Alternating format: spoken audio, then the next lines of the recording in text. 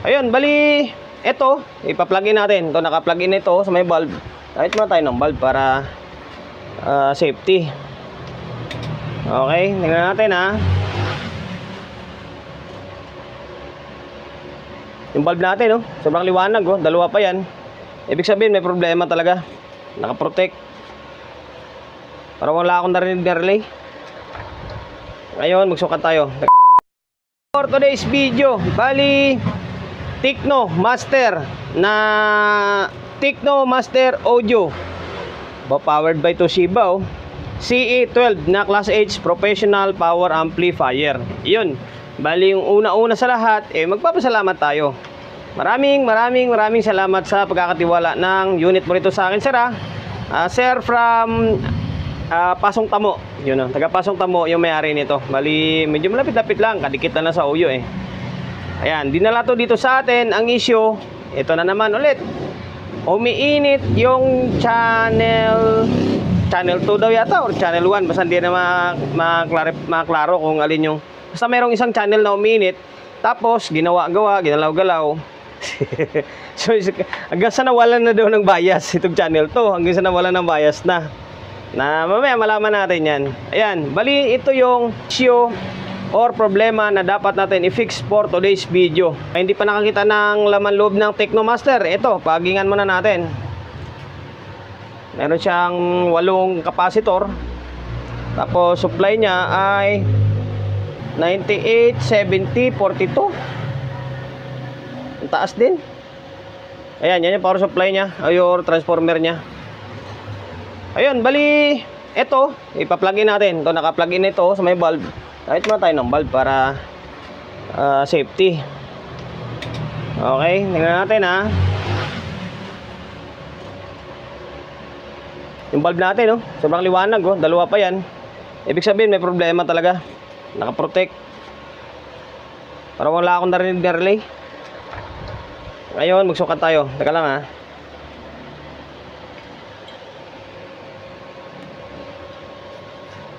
Dito daw yung channel 2, yung nawala na daw ng bias dahil ginalaw daw nila. Tama, nawala na. Eto, nawala na nga talaga siya, oh. Wala na ng bias to. Kaya bumigay na yung fuse dyan. Dito naman, dito, ayun, ang taas, oh. Taas, bias. Tapos pupugak-pugak na yung ilaw natin, oh. Ayan, di pwede. Kalang, may problema na rin to dito. Mataas na yung bias dito, nasa 0.6 na, oh. Tapos dito, nawala na ng bias. Ayun, bago natin simulan to, syempre, promotion muna tayo agad. Sa mga hindi pa nakapag-follow, paki-follow, and then syempre, paki-share ng mga walang kwentang video natin sa my Facebook, YouTube channel. Sa mga hindi pa nakapag-subscribe, paki-subscribe, like, share, and then syempre, paki-hit ng bell button sa gilid para updated ka sa mga susunod na video na i-upload ko. Baklasin ko muna ito. Dito muna tayo sa may channel 1. Dito muna tayo. Try ko kung kayang i-fix bias yan. I-fix bias muna natin yan. Or trimmer, palitan natin. Kung sa matino na ito, saka tayo lumipat dito. Mukhang mabigat yung problema sa may kabila eh. Ayun, baklasin ko lang muna ito. Baklas ko na yung board ng channel 1. Ito channel 1. Okay. Yung bias na ginamit is 332.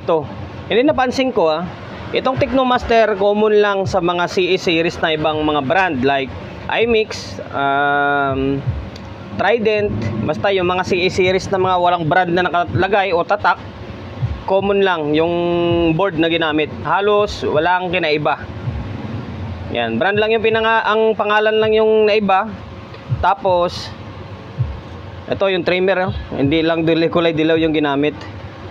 Ayan, mataas yung bias nito, nasa 0.6 yung bias nito, sigurado mainit na rin to. Ang gagawin natin, siyempre bababa natin to. Bababa natin ng mga 0.3, 0.4 lang, something, ganun. Tanggalin ko muna ito. Value nito is 332, 3.3. 3.3, babagsak natin ng mga, try natin mga 2.7. Naglagay na ako ng fixed bias, bali 2.7. Ayan o. Subukan natin ng 2.7. Tapos ito pala yung trimmer na binaklas ko. Iba na, nag-change value na nga talaga siya. I-tester natin. Pakita ko sa inyo. 1K tayo.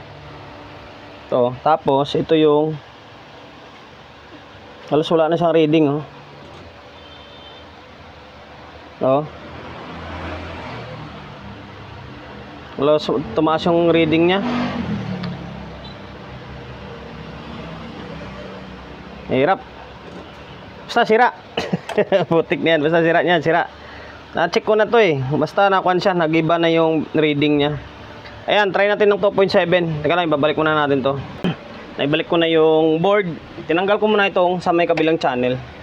Tinanggal ko na muna yan. Storbo yan eh. Ayan. Nakabalik na yung kable. Yung fix natin. Ayun oh. 2.7. Ngayon. Obserbahan nyo. Ano yung bulb oh.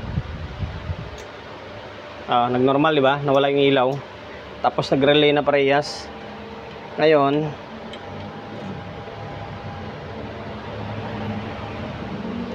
sukat tayo. Dito, medyo mataas pa rin siya. Nasa 0.5. Umaba lang na konti. Pero nagbago.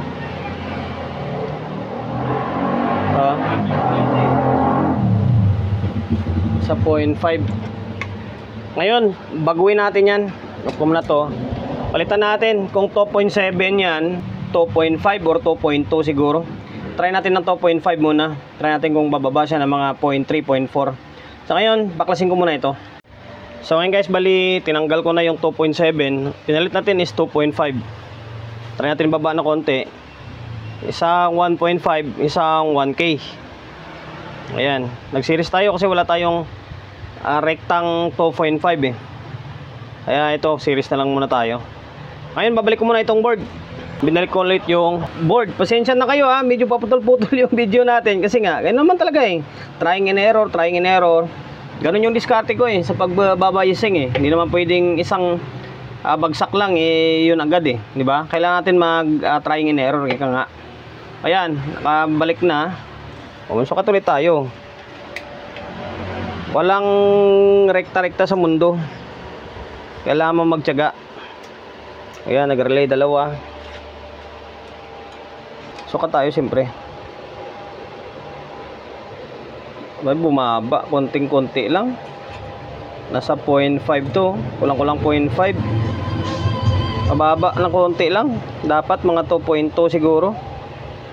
Oh. Bumaba na konting-konti. Baba natin, di pwede yan. Para sa akin, mataas pa yan. Iinit yan. Mainit pa yan. Baba natin, mga to, sagad natin ng 2.2 siguro. Parehas nga sa mga ginawa natin noong nakaraan ng mga C18, C20. Mga 2.2 rin yata gamit ko doon. Palitan natin. 2.2 na. Sagad na sa 2.2. Ayan. Para alayo no. 3K yung 3.3 yung pinanggalingan. 3K na sa board. Yan yung ilalagay natin. Wala talagang kinaiba to sa CE ng mga series. So yan, ibabalik ko lang ulit ito. Naibalik ko na yung board ulit. Ayan na 2.2. Sana tumama na. Masabihin nyo eh, napakahina natin matagal. Ayan. Okay. Ayan, nag-o na. Sukat tayo ah. Relay.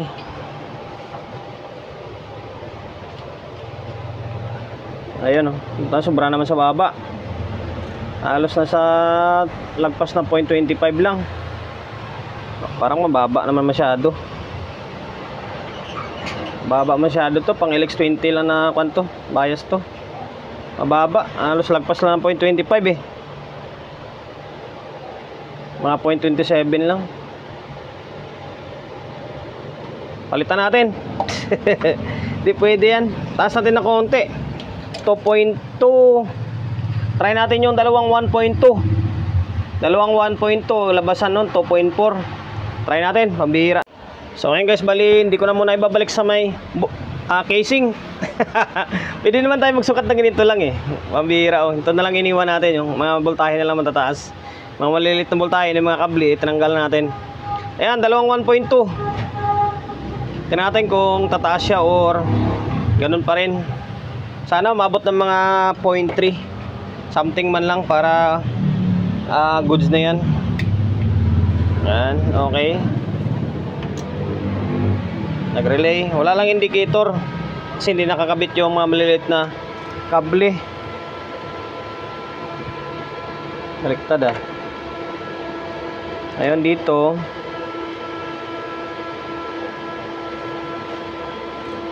Ayun oh. Mas okay ito. Nasa 0.4. Gamit tayong digital para mas accurate. So ngayon, bali ito, tayo digital. Tignan nyo kung ano yung bias nya. So ayun o, nasa 0.3. Ayun, 0.3 oh. Yung wheeler ko kasi medyo mataas yung reading nun.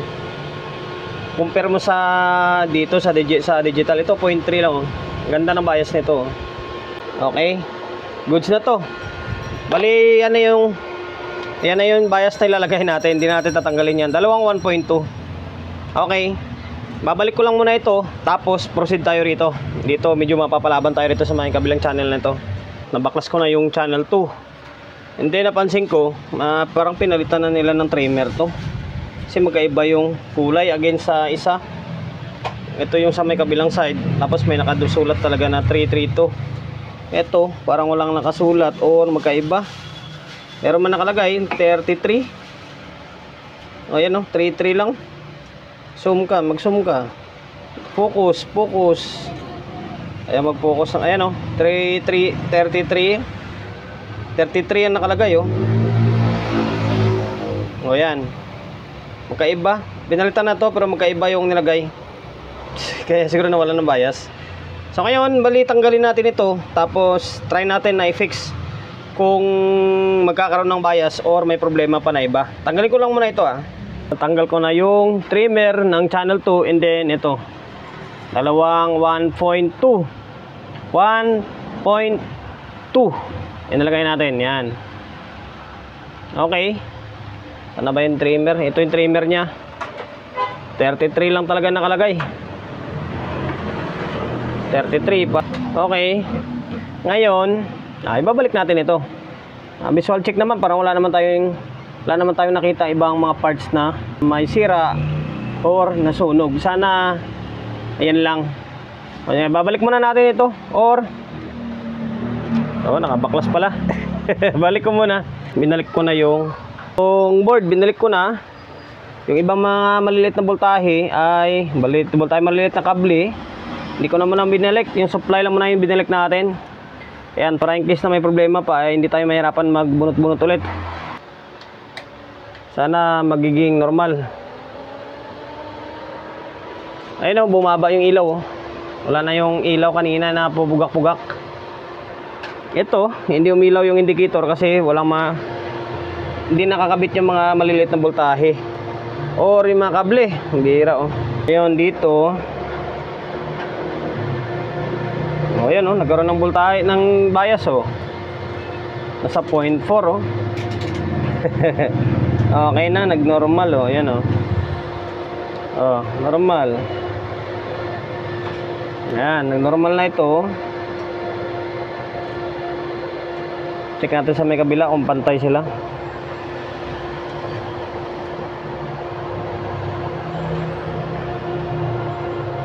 Halos mataas lang na konti dito. Pero pwede na to. Or tanggalin ko yung pares lang ah. Halos pares lang. Okay na. Mali, para wala kayong masabi kasi yung nilagay natin dyan, ayun, malalaki yun, 1/2 na 1.2, ito naman 1/4. Tanggalin ko muna ito. Palitan ko ng 1/2 na rin yan para wala kayong masabi. Okay? Ibalik ko na yung board. Tornilyo na lang kulang sana nito. Ayan, naglagay na ako ng dalawang speaker. Okay, apat yan, dalawang kable. Yan, tapos ito yung input natin. Tapos itong cellphone natin na isa. Ayan, naka-play na siya.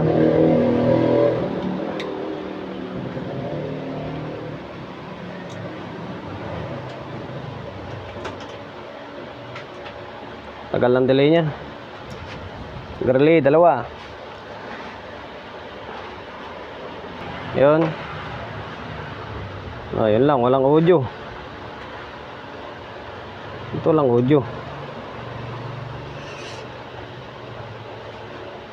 Yun, wala talaga oh, dalawang channel oh. Nakakabit naman lahat. Yan. Yan, dyan tayo nalungkot. Nakakabit naman lahat eh. Walang audio. Yun lang. Wala talaga siyang audio. So ngayon, bali, stay tuned lang ulit kayo. Pambihira. Balikan ko na lang kayo kung mahanap ko na yung problema niya. Bakit walang audio? Sabihin ko na lang sa inyo. Baka dito sa may input to. Kaya pala walang audio. Akala ko control. Ito, meron ako napansin dito. Kulang. Ayan oh. Yung socket na yan sa loob. Yung 3 pin. Sana ba yun? 3 pin. Sana yun? Ayun, naharangan eh. Ayan oh. Supply yan papunta dito sa may input buffer eh. Wala, okay, nahanap ko. Sabi ko, saan yung supply ng input buffer nito? Magsusukat sana ako ng voltahe. Wala oh. Siguro binuksan ito, tinanggal, tapos di binalik. O nakalimutan ibalik. Kulang talaga siya. O yan, o, yung tatlong paa na yan, supply ng 15 yan eh. Negative 15, positive 15. Bali, tanggalin ko muna itong buffer, tapos wiringan natin. Tingnan natin kung magka-audio na siya. Pambihira oh. Kaya pala ayaw tumunog eh. Binaklas ko na yung back panel. Ang hirap baklasin. Ay, ito yung problema. Kasi wala siyang kuan dito sa likod oh. Walang screw na talagang ibabaklas mo, itutumba mo lang yung back panel. Kuan to eh, nakabali. Naluktot yung kasama yun sa may sahig niya. Ayun oh, wala siyang tornilyo.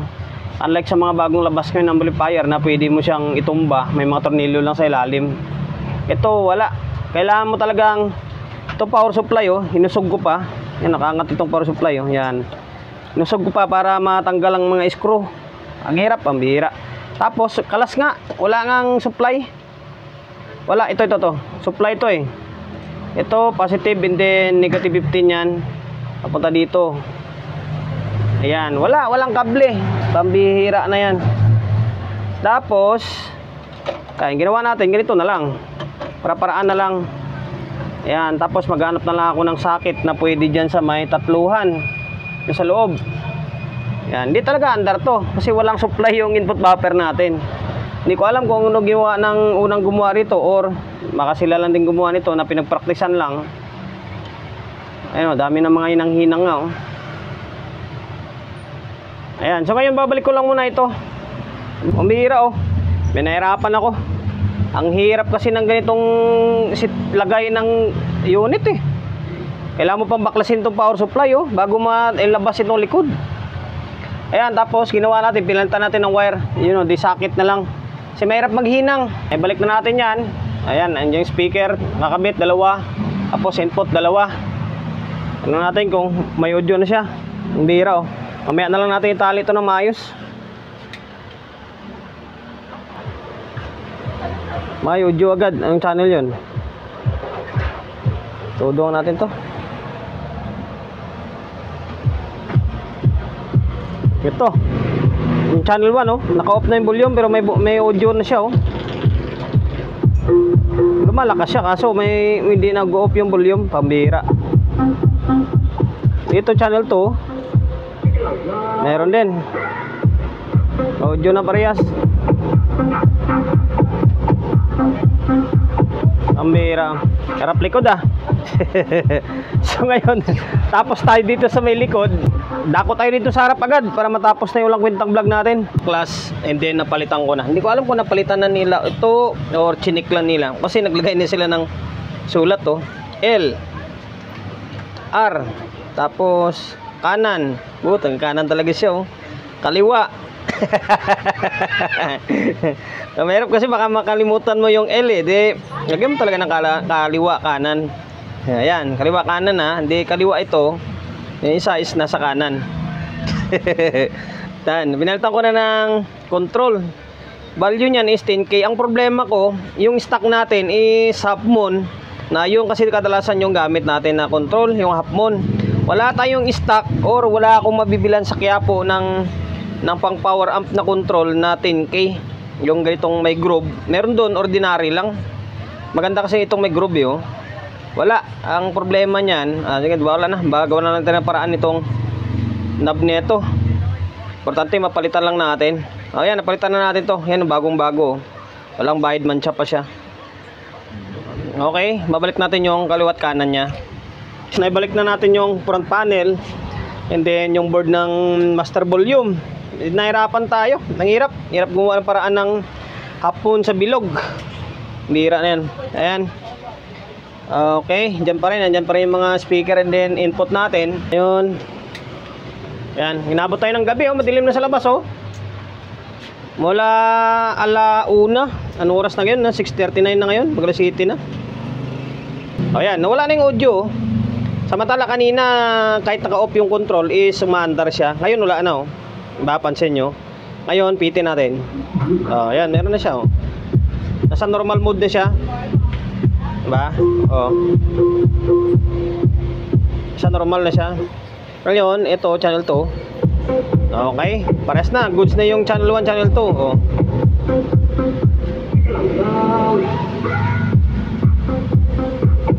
Pinahirapan tayo masyado. Simple lang sana yung sira nito.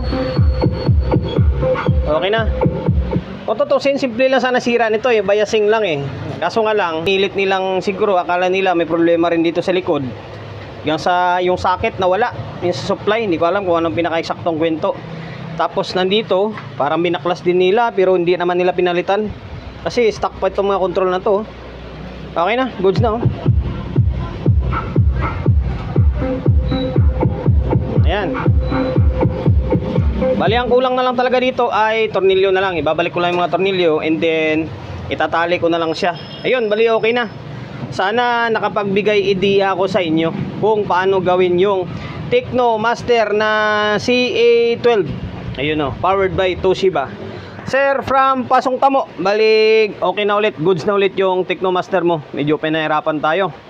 Maraming salamat sa pagkakatiwala mo ng unit mo rito sa akin, sir. Ayun, promotion bago tayo magtapos. So, siyempre, shop natin always on the go na 24/7. Sa mga gustong magpa-repair along sa Uyo, Quezon City, number 61 Don Julio Gregorio Street sa Uyo Road sa Uyo, Quezon City. Social media pages natin, so hindi pa nakapag-follow, paki-follow, and then siyempre paki-share ng mga walang kwentang video natin sa my Facebook, YouTube channel. So sa mga hindi pa nakapag-subscribe, paki-subscribe, like, share, and then siyempre paki-hit ng bell button sa gilid para updated ka sa mga susunod na video na i-upload ko. Ingat, God bless, and then peace out in lahat.